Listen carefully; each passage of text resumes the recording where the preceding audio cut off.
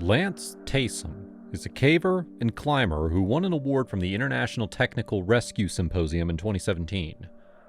Around 15 years prior, he led a group, including his friend and their two boys, on a caving trip to Crystal Ice Cave.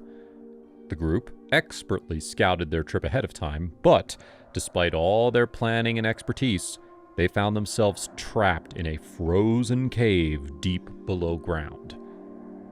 This is the story of how his own son risked everything to find a way to save them all from the frozen grip of Crystal Ice Cave.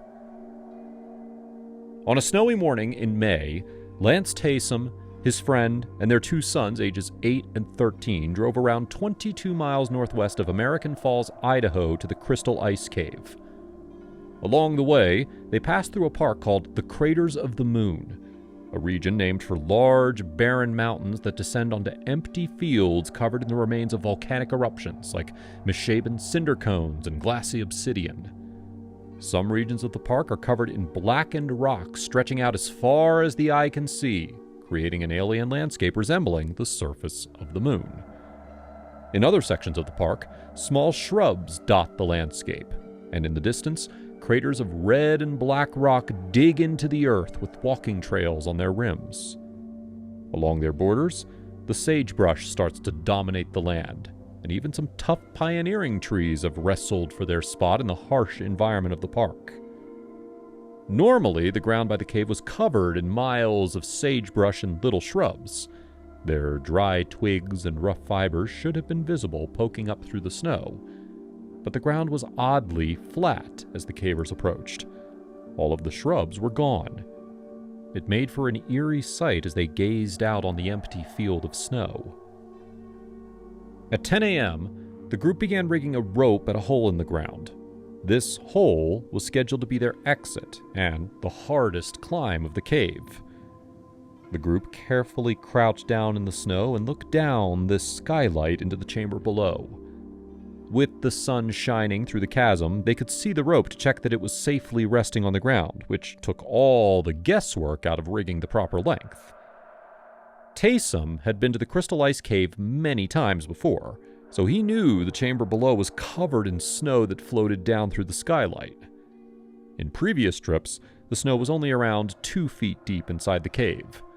Snow on the cave floor was normal, and it even had some benefit since the weight of boots easily compressed it, adding a few extra inches of height, which made it easier to start the climb out of the skylight. He used a 200-foot rope and verified that multiple coils were lying flat on the ground so that they had some extra leeway just in case. Outside, on their way to the main entrance to finish preparations, they walked past the remains of lava rock that had turned to rusty orange hues from exposure to the air and sunlight. They planned to enter through a large collapsed pit with a small hole near one side. The cave had a second entrance, but that region was supposed to be blocked, and it was mostly horizontal in length, so it was less sporty than rappelling down the chasm in the wintry winds. The three cavers were well dressed for their outing. Taysom also did mountaineering in the winter, so their gear could handle the cold weather both above and below ground. Their thick gloves were designed to insulate while also providing enough grip to hang on to their ropes. They had a mixture of safety features at their disposal, like harnesses, lights, extra food, water, and all the training in the world. In the barren landscape above the rift, the group had to get creative with their anchors. Once the ropes were secured, they began their descent. The wind was furious, causing the rope to sway as snow blew onto their faces and eyes from above. Taysom and his friend showed the boys how to manage the onslaught of snow and wind. Little did they know, just 11 years before their outing, 19-year-old Evan L. Bates slipped off the edge of the nearby Kings Bowl and fell 100 feet to his death. The icy conditions they experienced could easily cause anyone from this group to meet the same fate, but they descended into the bottom of the 42-foot rift without much issue. Wasting no time, they flicked their lights on and breached the entrance of the cave. The entrance rift and the crystal ice cave itself are both some of the many karst structures that have been formed by the Great Rift located along the 400-mile-long Snake River Plain, which connects to Yellowstone in the east. The sealed horizontal entrance met with a trail carved into the splintered rock by a mining engineer who spent his life developing the cave into an attraction for visitors, blasting through the basalt rock to create a safer, artificial entrance spanning a quarter-mile-long tunnel. That was back in the 1960s, but safety inspectors closed the cave roughly 20 years later. Today, the cave has fallen into disrepair, making it a destination for both cavers and explorers who like to catalog the dilapidated remains of old abandoned buildings, ghastly theme parks, and other urbanized structures that are actively being reclaimed by nature. The route they took into Crystal Ice Cave opened into a passage with ceilings high enough for comfortable walking. After a short distance, the group reached the first abandoned viewing room, where tourists used to safely view glamorous ice structures through glass panes that protected the delicate structures from prying hands. Today, the glass is dark and cracked, the paint along the wooden frames has peeled away, and the structures behind the glass have seemingly vanished, leaving only a black void. Taysom's group passed by a line of rusted anchors along the opposite wall, which may have been the remainders of a safety haul line to quickly rescue injured tourists. Or it may have been used to string up emergency rope lights or lanterns. The group crunched broken glass, which cut through the rubber soles of their shoes, but not enough to pierce all the way through.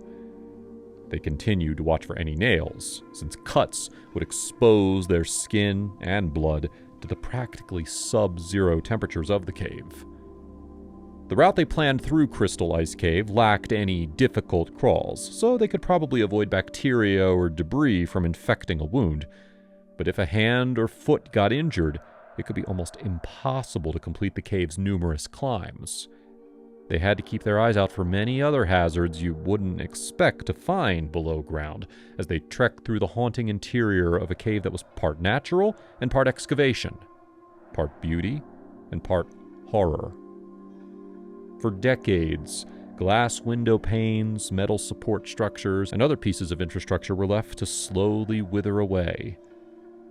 Renewal projects have tried to cover up evidence of the cave's commercial past by removing some debris, changing trails and roads, and removing railings to make the cave look more natural, but this work was never finished.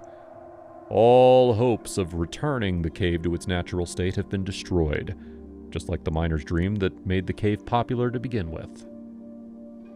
The group marveled at Crystal Ice Cave's triangular rooms, which looked like they could be artificial, but they were made when segments of the ground were pushed upward from the force of magma, creating a pressure ridge-type cave.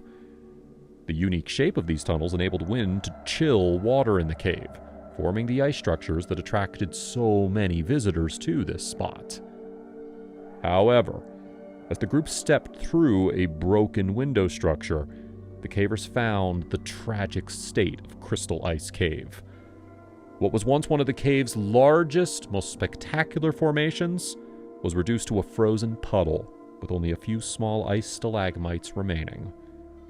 Chemicals from the mining work, vandals, effects of global warming, and mold all worked against the delicate balance of the cave. The mold or fungi that infected the cave also burrowed into rock to form microscopic cave-like structures, consuming it and weakening the structure of the cave. Multiple breakdowns have happened over the years, spurred by the loss of supporting ice and the destructive power of the fungal infestation present within the cave's cramped quarters. Any step could be their last if a cliff were to break before they attached their belay, or if a cave-in crushed or trapped them. Near the desolate spot where tall ice floes once stood, a few larger ice mounds remained below the massive ceiling.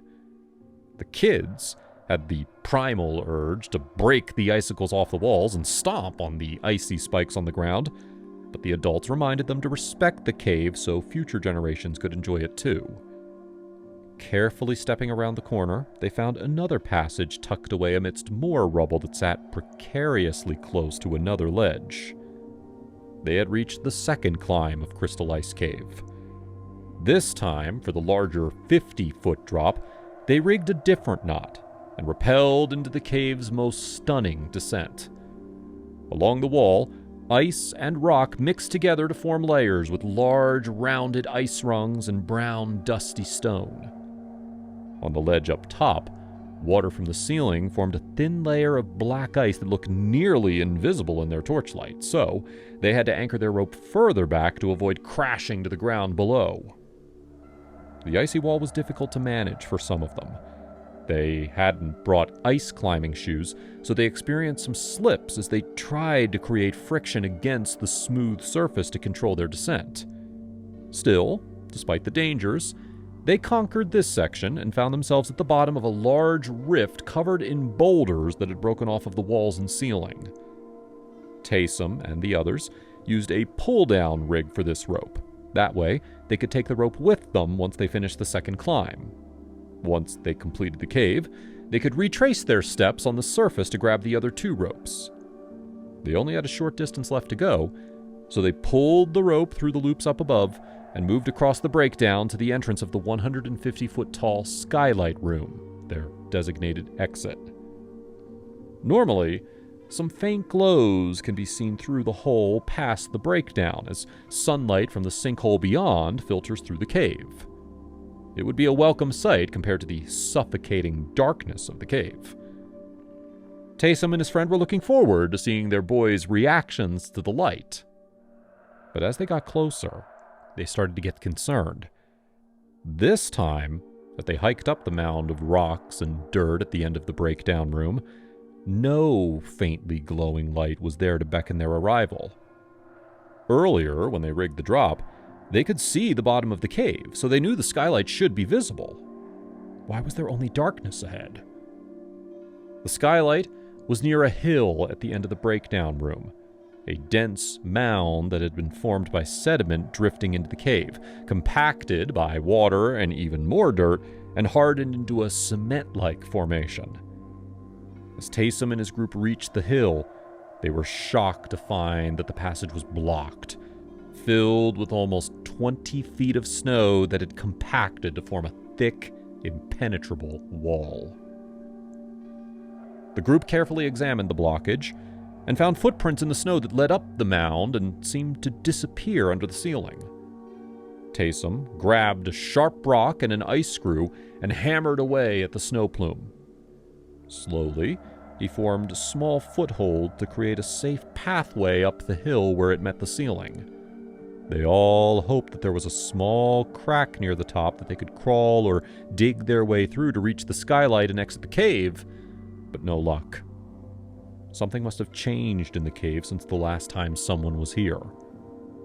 There was only supposed to be a few feet of snow in the cave, and it shouldn't even reach this far down. They suppressed creeping sensations of dread as they searched around the room for any signs that could help them through this barrier. They already knew they were trapped, but the dangers hadn't sunk in yet. They couldn't backtrack since they'd already pulled the rope through the second pitch. The large, rounded ice shelves of the pitch would be impossible to climb without ropes. Even if they had ice climbing equipment like picks and spiked shoes that could grip the ice, they would need to perform bouldering maneuvers that not even pros would attempt without a belay, dangling off the ledges with no footholds as they tried to climb over them. The team made fast work of the cave, so they still had hours left before their time limit was up. At that point, relatives back home would report them overdue. A rescue would ensue, and it would be easy for rescuers to reach them since the entry rope was already rigged and they were on the main path. All they needed was a rope to be lowered down the second pitch. They had plenty of food and water, but the temperatures in the cave were incredibly cold. The men could handle the cold just fine, but the boys would be at risk. It was up to them to get out of the cave or risk dying slow, painful deaths in the frigid cold. If no rescue came, or if conditions worsened inside, The men would undoubtedly give their sons extra warmth, and the boys would have to sit idly by as their parents wilted away, curled up and frozen solid. After brushing away part of the snow from the wall, they were excited to find a 5-inch space that had formed between the hard-packed snow and the wall. The gap seemed to go all the way through to the skylight room. How had the gap formed? The boys didn't trust it. It seemed impossible at first, since temperatures were cold enough to prevent the snow from melting, but the faint sunlight and wind through the skylight could have made the snow turn directly into gas without melting in a process called sublimation. Luckily for them, this crack next to the wall bypassed the dense mound of rocks which should have been in the center of the snow wall. The group felt they had only one choice. They all grabbed what they could and worked to enlarge the space. Using primitive rocks and anything they could find in their gear packs, they chipped away at the dense mound of snow and ice. When the passage was just large enough for him, 8-year-old Jesse Taysom volunteered to crawl through the gap. Crawling through this crack would be incredibly risky. If any pieces of ice or rock broke off and tumbled downhill toward the crack, they could crush him, breaking bones, rendering him unconscious, or killing him instantly. The snow had hardened, but if there was any lighter snow beyond their vision, it could also quickly rush into the space, sealing the passage shut and burying him alive while his father looked on helplessly. If a nightmare scenario happened, even trying to dig Jesse out could cause more catastrophe, as the mold-worn cave walls themselves could crumble with all the impact of digging and thrashing into the snow and rubble, crushing or sealing them all inside the cave. In spite of all the dangers, it was up to Jesse to save them. They were all tense as Jesse began his crawl through the tightly packed snow. Wedged against the freezing rock, he felt the cold compress his warm clothing, chilling him to his core. The volcanic metal along the wall threatened to scrape his skin as he contorted through the difficult space.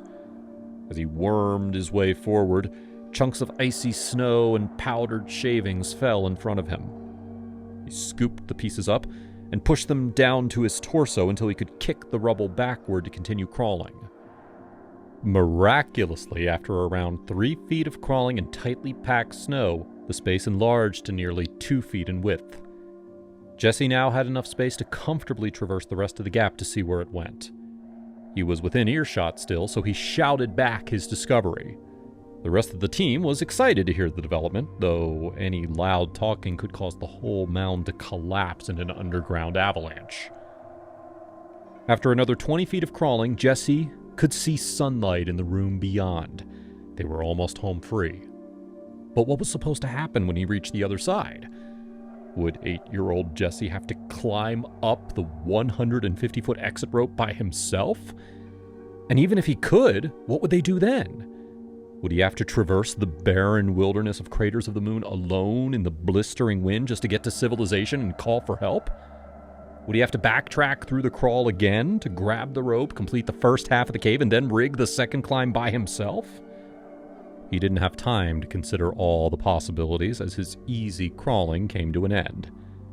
The passage ahead narrowed once more. To get through, he had to dig through the snow all by himself, shoveling it back into and filling up the wider crack. He had limited tools and almost no space to work with. To make matters worse, he didn't have the strength of an adult caver, so each strike with his tools, each grasp with his hands barely made a dent in the wall ahead. As he pushed through, Jesse found himself once again trapped in an icebox. The cold snow made each movement difficult, and the way backward was now layered with ice chunks and shavings. Slowly, after using most of his energy, he persevered and exited the crack. Once on the other side, he found the rope intact at the base of the skylight. The path through the sinkhole was still able to be climbed. Proving it was possible to traverse this gap, Jesse began digging through the tunnel in the opposite direction, grabbing the rubble from his first trip and pushing it out into the skylight room. Eventually, he returned to the group and informed them that they could make it through this narrow crack. With their call-out time fast approaching, the rest of the team worked to enlarge the crack, hammering away at the snow and ice with stones and whatever metal they had on hand in their supply kits.